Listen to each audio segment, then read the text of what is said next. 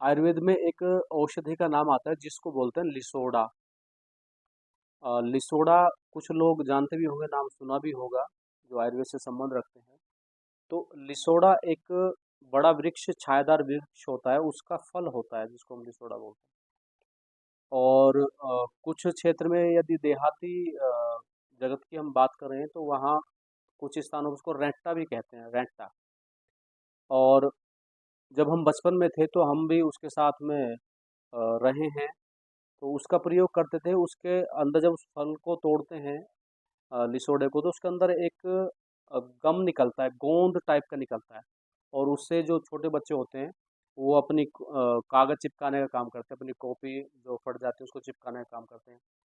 तो वह जो उसके अंदर गोंद है वह एक बड़ा लाभकारी है। और जो लिसोड़ा है ये, इसके आयुर्वेद में यदि हम गुणों को जानना चाहें तो इसके बहुत सारे गुण हैं। और इसको एक महौषधि के नाम से भी जाना जाता है, और वैद्य लोग बड़े बड़े रोगों का उपचार इस औषधि के द्वारा करते हैं।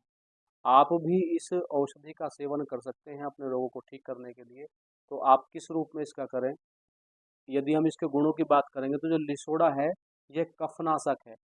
कफ की कोई भी बीमारी आपको हो, आपको बलगम ज़्यादा बढ़ रहा हो, आपको सांस लेने में समस्या हो रही हो, आपकी नाक बंद हो रही हो, या आपको जो है सूखी खांसी हो, आपको गीली खांसी हो, ऐसी कोई भी अवस्था कफ की है, तो यदि आप लिसोड़े का प्रयोग करेंगे, उसके पत्तों को उबाल करके उसका काढ़ा बना करके आप पिएंगे तो यह बीमारी आपकी ठीक हो जाएगी। आपको यदि दमा तक, अस्थमा भी है, उसको भी ठीक करने का सामर्थ्य इसके अंदर है। तो आपके क्षेत्र में खड़ा है, उसका सेवन आप कर सकते हैं।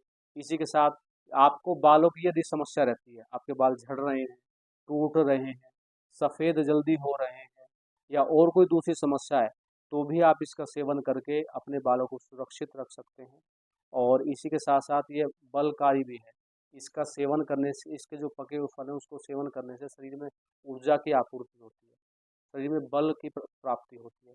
तो लिसोड़ा एक बहुत अच्छी औषधि है और हमारे आसपास में खड़ी होती है, तो आप इसका सेवन करके बहुत सारे रोगों से बच सकते हैं।